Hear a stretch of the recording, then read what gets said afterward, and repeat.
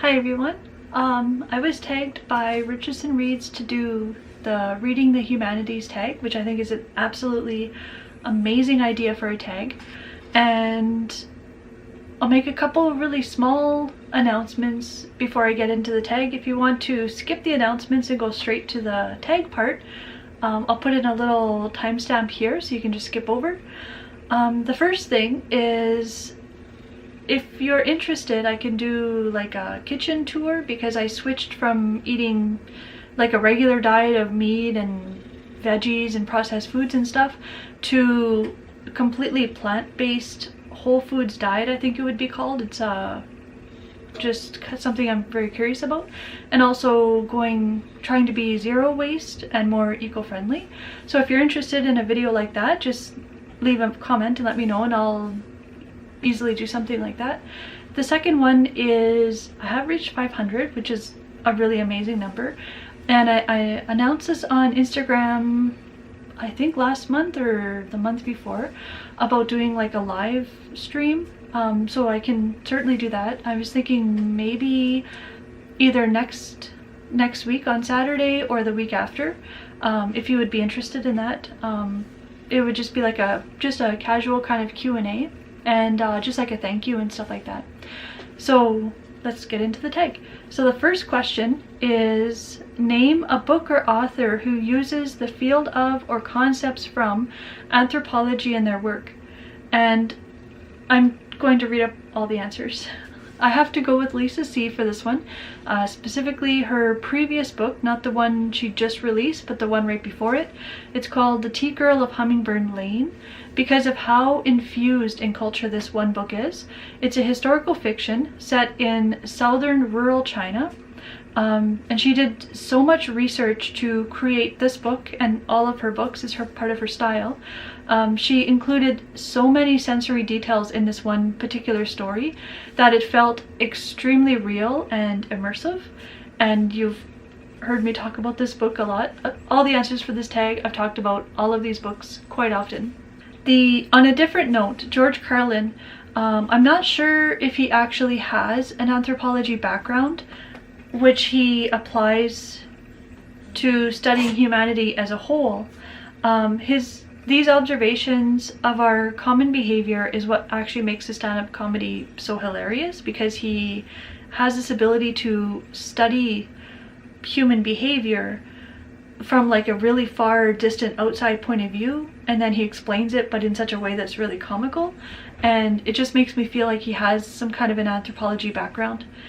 So I have to include him for this, even though he's not a writer specifically. Number 2, a book or author who uses archaeology in their works. Epic of Gilgamesh, because it's literally written on stone tablets, so the book itself is a work of archaeology. So that's kind of a cheat cop-out answer. Number 3, have you read a work from ancient Greece or Rome? If so, what was it, and do you have a favorite author or work? One hope for my channel is to introduce folks to classics that they wouldn't normally pick up, or to feel more confident picking up books that are traditionally seen as highbrow or too complicated for casual readers. So keeping with that, I'll go with 2 old favorites from Plato. His Phaedo is absolutely beautiful, and his goal of using logic to prove the existence of the soul just simply can't be beat for a philosophical argument. While reading Plato's Republic, I'll never forget the sense of wonder and amazement that I had when we got to his theory of forms. It's basically the part where he works up to his famous allegory of the cave. Reading it was an experience that actually confirmed my love of philosophy. So reading Plato is an absolute joy for me. So those would be my 2 answers for this one. Just old favorites. History. Do you have a favorite historical period that you enjoy reading about? If so, what is it? Any books that stand out? Recently, just anything from Russia or that whole entire region has been interesting to me. But my longest fascination has always been the ancient world from all over the planet. I find the 500 years before and after 0 are the most fascinating around the world to me. So 500 BCE and 500 CE, that 1,000-year span. It's mind-boggling how many great thinkers emerged around the world during this span of time. How many schools of thought, philosophies, religions, agriculture, advances in writing, and the inventions that all happened during this time. I love to read historical fiction recommendations where the setting is during this time. So if you have any recommendations, definitely leave them in the comments. So number 5. Linguistic or languages. Reading is about language among other things. What is your favorite translated work of literature? This is a tough question, so I'm going to kind of cheat for the answer, of course. Almost any of the ancient epics from around the world that I read these past couple of years, Persian literature, German, Russian, Latin American literature, all amaze me beyond belief. Because this tag is about the humanities, I'll go with a Hungarian language book. Hungarian is a language isolate surrounded by unrelated languages. No one knows where this isolated language came from. The book, Tragedy of Man, is actually a play where the author takes various fundamental works of the Western canon and fuses them into a single narrative. He incorporates philosophy, theology, history, and straight up amazing writing to create the story. He begins with Adam and Eve and the devil. These 3 characters go through human history and are reincarnated in different countries and historical periods during their epic battle together. It's a love story and also a battle of good versus evil. A great example of incorporating the humanities into a work of literature. So it's kind of a cheat answer. Number 6, law and politics. Do you read political books or books related to the law? What are your favorites? I created a new reading project for 2019, but I haven't announced it here or on Instagram yet. One of the legal subjects that I'll read about will be biomedical ethics. I have this one checked out from the library. Let's see if I can show you. So this book, it discusses current issues from around the world from a slightly legal point of view. It's called Bioethics, Select Laws and Issues from Around the World, Ethical Issues in the 21st Century by Breslau and Fieldman. They're the editors. So it covers a little bit of the laws and also just literally, it's like a reader, but it covers actual current discussions or issues that are happening in various countries. So an old favorite for the subject is simply called Principles of Biomedical Ethics by Tom L. Beauchamp and James F. Childress. It's dense with the driest language to rival the H2O levels in the Atacama Desert in Chile. But it's a great introduction to this field of study. Because I know so little about biomedical ethics and also legal stuff, I've just basically swerved about 100 spaces out of my own lane, so I'll end that part of the topic there. Literature does not, number 7, literature does not have a universally accepted definition. What is yours? Literature, the study of the human condition through the act of reading. My rebel self would like to apply this to reading into people that we encounter during our life as well. But it should apply only to reading books, not people or situations.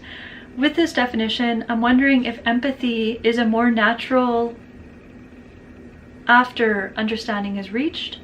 Once we understand someone or something, it's easier for us to empathize with them. And number 8, philosophy is the love of wisdom. Have you read a work of philosophy? Do you have a favorite? Islamic philosophy is an area that I'm extremely excited to get into. Ibn Sina's, or in English, Avicenna's works. He's a medieval scholar who wrote tons of commentary on the ancient Greeks, mainly Aristotle and some of Plato. I'm wondering if for the amount of commentary and the importance of his work, I'm wondering if he's comparable to St. Augustine. He was a medical doctor first and an innovative polymath second.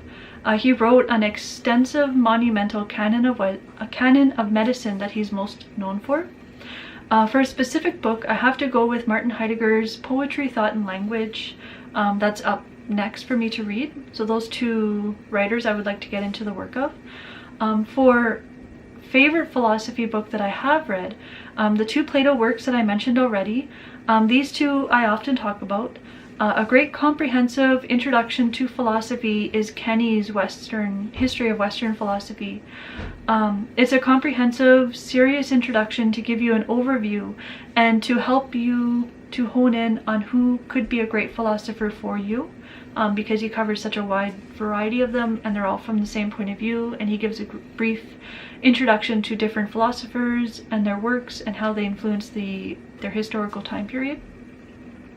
Later this month, I would like to compare Bertrand Russell's classic by the same title with Kenny's, and I'll make a video and put it up on this channel sometime during the next couple months.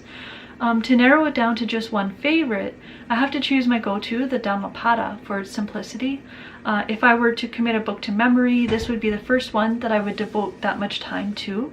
It has the simplicity of the very well-known Tao Te Ching, but the beauty that schools of Buddhism always contain, so that would have to be my favorite philosophical work. Number 9, religion. Name a book or author that you have read that has influenced your own personal view of religion. Inventions of World Religions, that would be this one here, which I borrowed from the library again. This is the most recent. I'm planning to reread parts of it this month, maybe do a book talk on it again maybe next month. It crushed every single good belief that I had in the world faiths like a kick to the stomach in my beliefs. By the time she got to the section on Buddhism, I set up a book hangover camp out in the bathtub because it was so heartbreaking to read. Before this book, there were plenty that influenced my religious views. I always enjoyed reading various scriptures from different faiths from all over the world. The Superior Man from Confucianism is great for exploring ethical behavior and relationships. The Book of Manu from India's traditions is one that's great for ethics as well. The Dhammapada I read the most often. Books that influenced me a lot in my 20s are the Tao Te Ching, Art of War, and the Bhagavad Gita, and the Bible as a child and as a teen. So performing arts, musicology, theater, and dance often put the performer front and center. Do you have a favorite performer? If so, who is it and why do you appreciate their work? Is there a book about this performer? I have to go with Jim Morrison as my go-to answer, and The Doors. I made a video about him called Reading into the Humanities Tag, which I'll put in a link for. There's a few popular style biographies of him. He's a poet who didn't take life or himself too seriously. George Carlin is another performer who I adore. The common thread between these two is they're both very highly entertaining, but for very different reasons.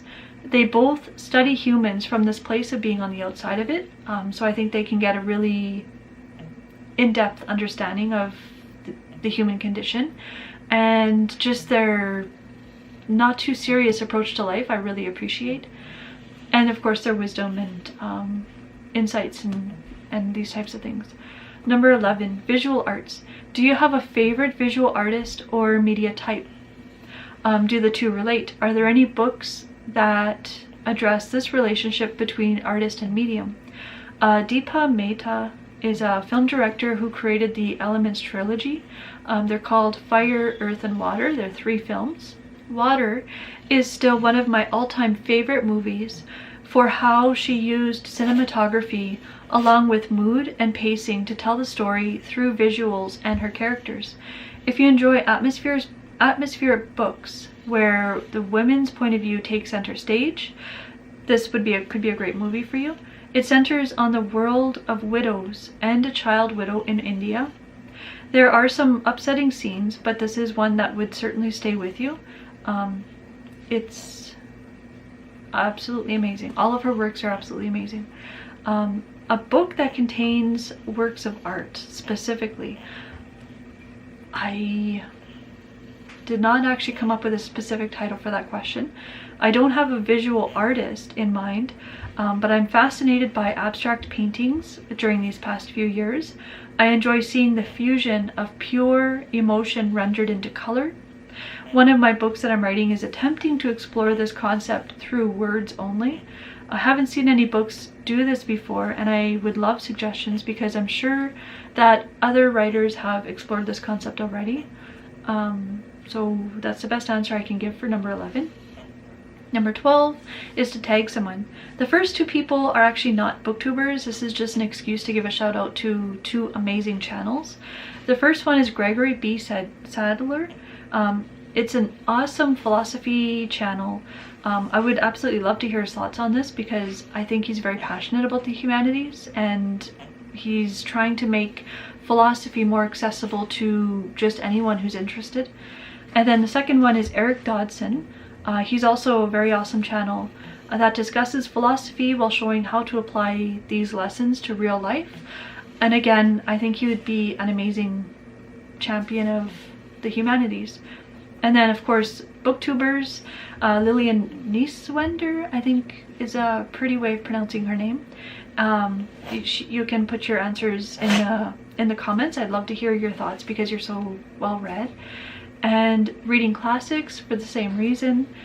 For the love of classics, she's absolutely amazing.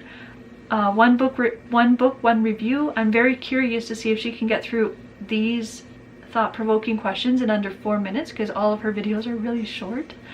And Courtney Pickles, Bookish North, Words Everywhere. I'd love to hear all of your answers. And Darren's Den, he reads awesome books and he shares them mostly on Instagram. He does have a channel, but he doesn't upload very often. So just based on what he posts to his Instagram, I'd be very curious to hear his answers for this tag. So that's everything. Thank you very much for listening and have a good day. Bye everyone. Little girl.